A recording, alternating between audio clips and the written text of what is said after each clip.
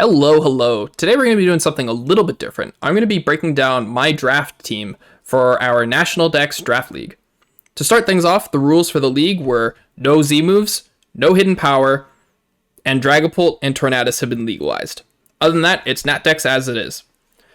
So, right off the bat, I was 15th pick. I decided that prioritizing an A tier a little bit before the S tier would probably be a little bit better because I had an A tier in mind that I think is better than a majority of the S tiers, and that's Mega Glade. Mega Glade has 165 attack and 110 speed, which means it's outspeeding the vast majority of the metagame, and it's going to be punching holes in them. On top of this thing has insane coverage. It has the elemental punches, Earthquake, Rock Slide, Knockoff, Poison Jab. If I want tech, I have Shadow Sneak for priority, I have Feint for priority, I have Swords Dance, and on top of that, we have Close Combat. This thing's an absolute powerhouse, and I'm very excited to be using it. After that, I decided to focus on my defensive core because I had my main offensive threat, and I was left with the option between Tapu Lele and Tapu Fini. Tapu Lele absolutely does an amazing job of synergizing with Glade offensively. Powering up Glade's psychic moves, not many things are going to be able to switch in on it. However, I figured in draft, its shared weaknesses can be a blessing and a curse because offensively, you're able to punch through things a little bit more easily if you're overwhelming them with a certain type. However, shared weaknesses can be very detrimental. So I decided that I'd start working on a Fire, Water, Grass core, and Tapu Fini was my pick.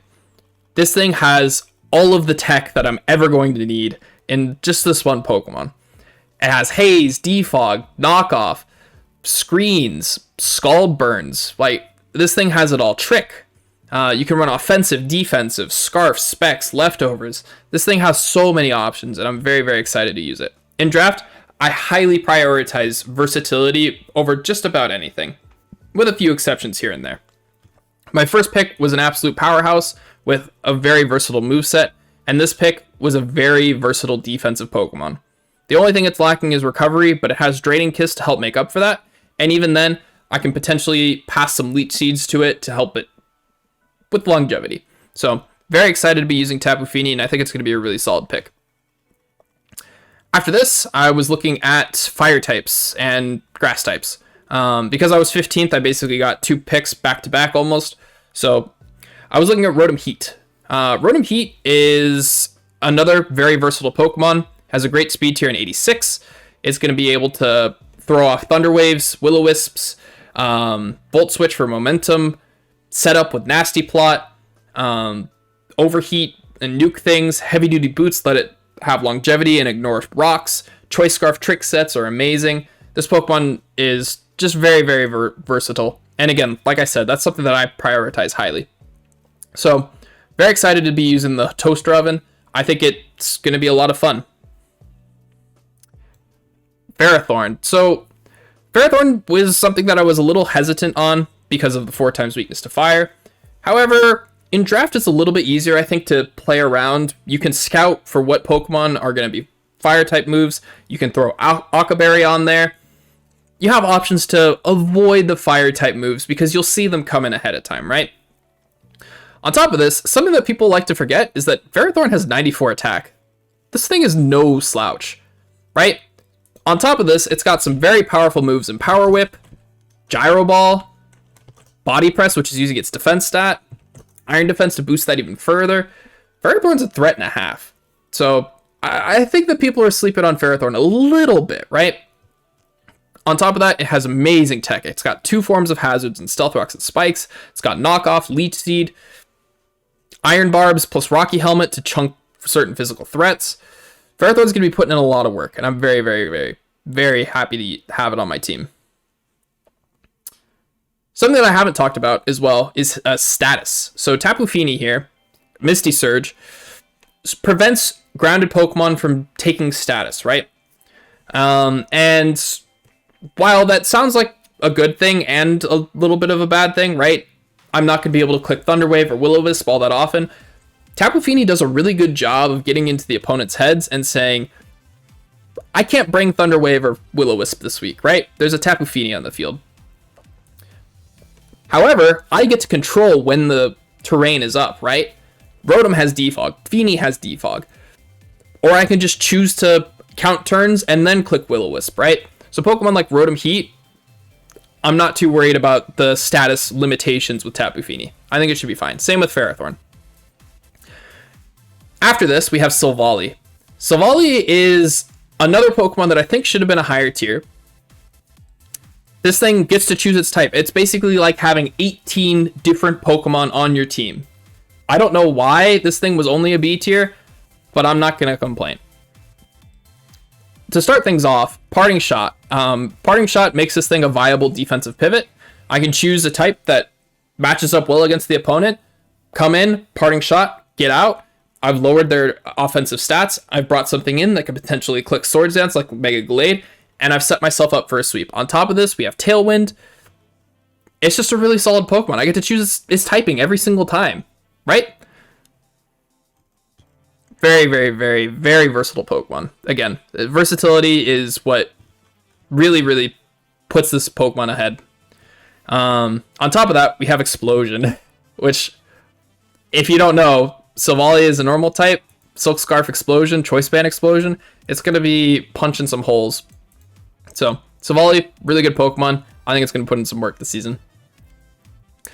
After that, I was looking at flying types because Rotom Heat, while it is a ground immunity, I wanted something that was an actual ground immunity that didn't revolve around an ability because Mold Breaker exists. On top of that, I would rather have more than one ground immunity just because ground is a very good offensive type, and I don't have a ground resist at the moment. So, stocking up on another flying type would be nice. Silvally can be a flying type, but just a definitive flying type would have been a solid pick. So, I grabbed Swellow. Again, another versatile Pokemon. It can run physical or special, with Guts and Scrappy both being amazing abilities. With Flame Orb, we can start immediately offensively pressuring things with Guts boosted Facades, Quick Attack. On the special side, we could be running Scrappy Boom Burst, which there are very few consistent switch-ins to that. And even if you're a Steel type, for example, right? This thing has Heat Wave. It has Hurricane to hit the grass types that maybe think that they can take a hit, right? Swellow is going to be really fun. On top of this, 125 speed is a very, very good speed tier. It means I can run Modest and still outspeed the base 100s, right? So, Swellow is going to be a lot of fun to use. You're kind of just going to be able to just click buttons and ignore whatever defensive Pokemon the opponent's bringing in. After this, this is when I was looking at my S tier picks, right? I originally, for my second S tier, I was really looking forward to Tyranitar. I think Tyranitar rounded out my team defensively really well. Being able to control weather is always really solid in draft. Strong Pursuits, DD, really solid Pokemon. Unfortunately, it ended up getting sniped. So I had to do the next best thing, and I drafted Discount Tyranitar in Crocodile. On the surface, Crocodile performs relatively similarly. It's more of a physical defensive pivot than special. But with this, right, we have the slightly better moveset, in my opinion. We have Close Combat. Close Combat's the biggest thing, I think. But we have Pursuit, we have Earthquake. This thing's just an absolute monster. It's a great defensive Pokemon or offensive. We can run Leftovers, we can run Choice Scarf. It's got a pretty good speed tier, 92. Overall, Crocodile is going to be a really solid Pokemon. I've used it before in draft to middling success. However, I think this team rounds it out a little bit better just because we have more defensive options than I did before. So yeah, I think Crocodile is going to be a solid Pokemon. After this, I needed to figure out which S tier I wanted. There were a few options, however, I needed another Steel type, ideally one that wasn't 4 times weak to fire. So I was looking at Aegislash. Aegislash, on its own, absolutely solid Pokemon. The one thing that was kind of putting it off in my head was the limitation between stances. You're not always going to be in the stance that you need to be at the right time, unfortunately.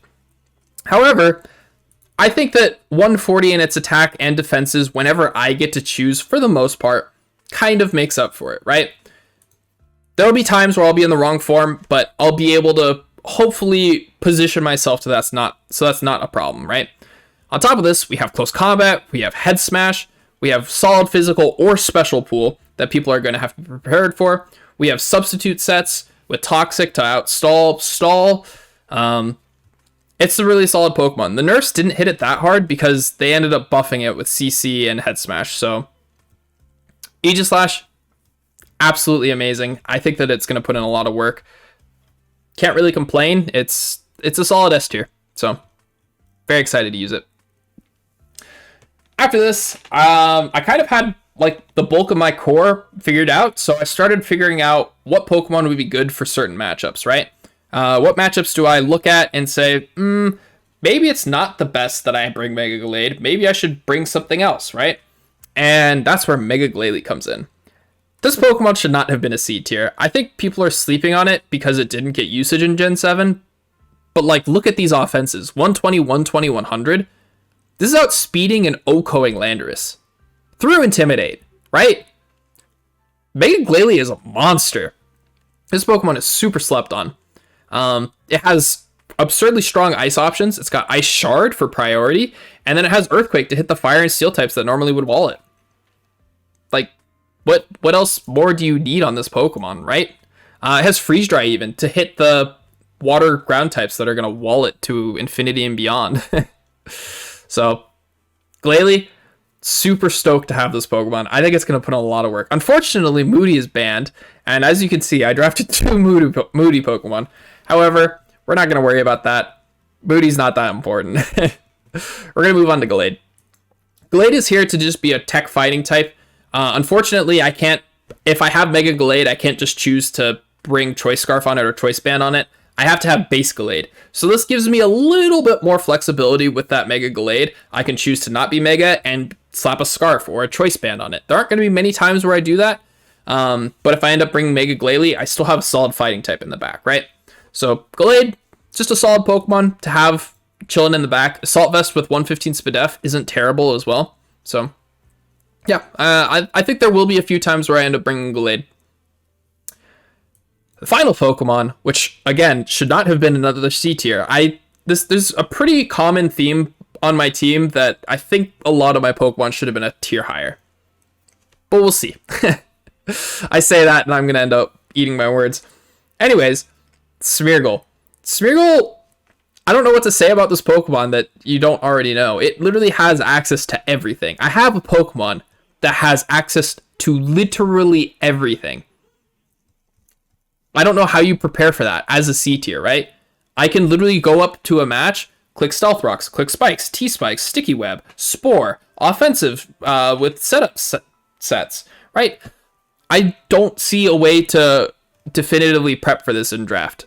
So, other people are going to have to worry about that, not me.